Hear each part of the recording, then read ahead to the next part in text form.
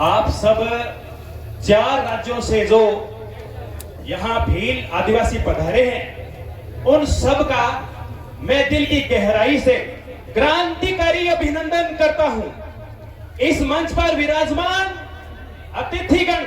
अतिथिगण ये नहीं है, मैं इस भील समाज का इसलिए समर्थन करता हूं, जब बड़े बड़े मंच पर जाता हूं तो मोटे मोटे पेट वाले दिखते हैं मंच के ऊपर। मुझे बड़ी खुशी हुई कि इस मंच के ऊपर मुझे टांटिया मामा नजर आए, और मुझे इस मंच के ऊपर राणा पुंजा भील नजर आए, मुझे इस मंच के ऊपर गोविंद गुरु नजर आए, मुझे इस मंच के ऊपर काली बाई की तस्वीर नजर आई, भीमराव अंबेडकर की तस्वीर नजर आई। इसलिए मैं आदिवासी समाज का समर्थन खुले दिल से करता हूं। इनमें प्रकृति को पूजने की क्षमता है, इसलिए मैं इनका समर्थन करता हूं। आप सबको बताना चाहता हूं, आज इस धरती को देखने के बाद मेरे रक्त के अंदर एक ज्वाला सी प्रवाहित हो रही है।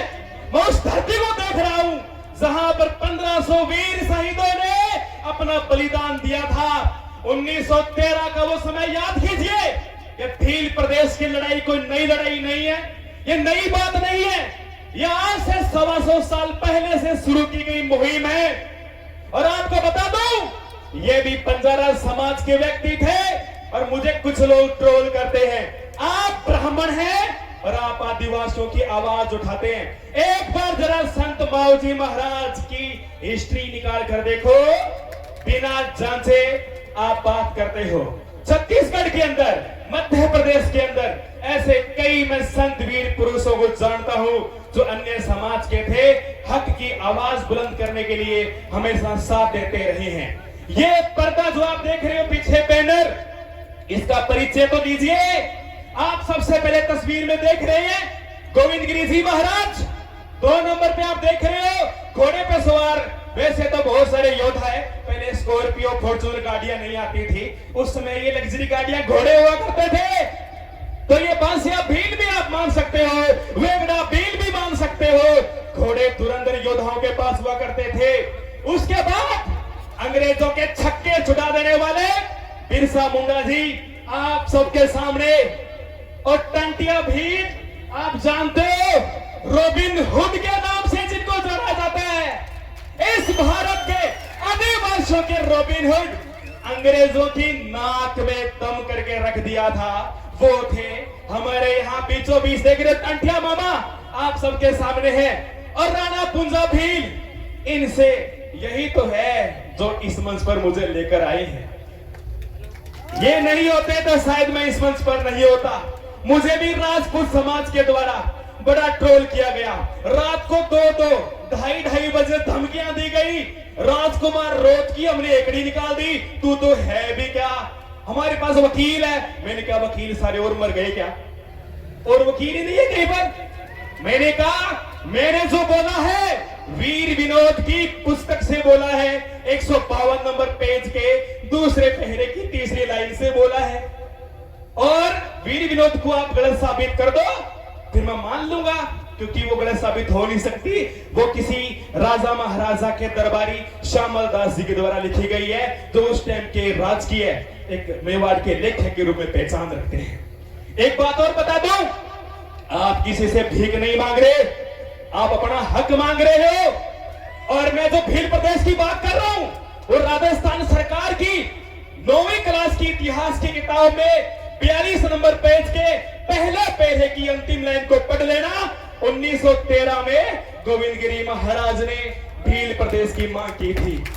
कोई दबाने की कोशिश करे उसको बता देना, हम कोई भीख थोड़ी मांग रहे हैं, हम तो हमारा हक मांग रहे हैं। देखो शब्दों की थोड़ी सीमा रखनी पड़ेगी। मेरे पास बोलने के लिए बहुत कुछ है, मैं बोलना बहुत चाहता हूं। मैं बार बार आदिवासियों के लिए आवाज उठाऊंगा, जब जब मुझे इस भारत के कोने में जहां आदिवासी मुझे बुलाएगा, मैं खुले दिल से समर्थन करूंगा।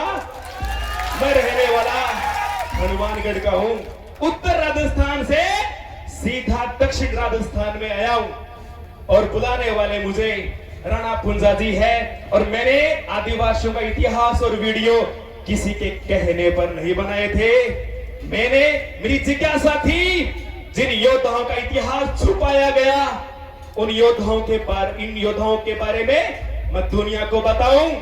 माना कि तांत्या टोपे महान थे, भगत सिंह महान थे, सुभाष चंद्र महान थे, तो आप सबको पता होना चाहिए तांत्या टोपे के साथ साथ हमारे रॉबिन हुड भी महान थे, बिरसा मुंडा भी महान थे। मंगल पांडे को हम सलाम करते हैं, उन्होंने क्रांति की। बहुत सारे योद्धा इन सबको सम्मान करते हैं। और एक बड़ी नीच हरकत की, मैंने भील प्रदेश की वीडियो जारी किया, एक नया चैनल बनाया ट्राइब फैक्ट फाइंडर के नाम से। भील प्रदेश की बात जो गृह मंत्री अमित शाह ने कहा था, और वो वीडियो ही उड़वा दिया। जब मैंने संविधान का हक बताया कि हर आदिवासी को संविधान में अपनी बात रखने का हक है, 2 दिन बाद वीडियो ही गायब करवा दिया। मैंने कहा अब तो पक्का मानगढ़ जाएंगे, हर हालत में जाएंगे, कोई ताकत नहीं है जो हमें रोक सकती है, अब मानगढ़ जाएंगे। आपने वीडियो डिलीट करवाया, चैनल भी उठा दो।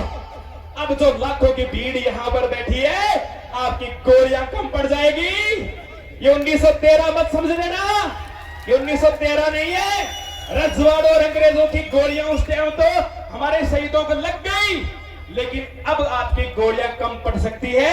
लाखों की संख्या में यहां पर वीर बैठे हैं, मैं इनको योद्धा कहूंगा।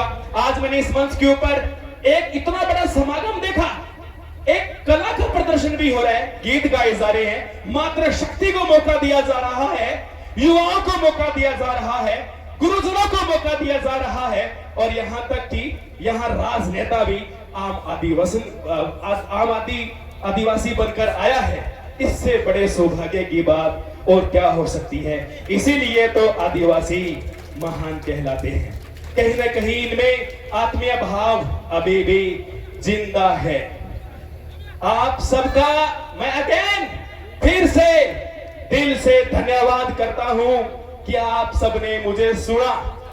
एक बार सब मेरे साथ जयकारा बोलेंगे, बोलो गोविंद गुरु महाराज की, मानगढ़ धाम की, मानगढ़ धाम की। जय हिंद, जय भारत, जय आदिवासी। बहुत बहुत धन्यवाद। आओ लागो के लागो।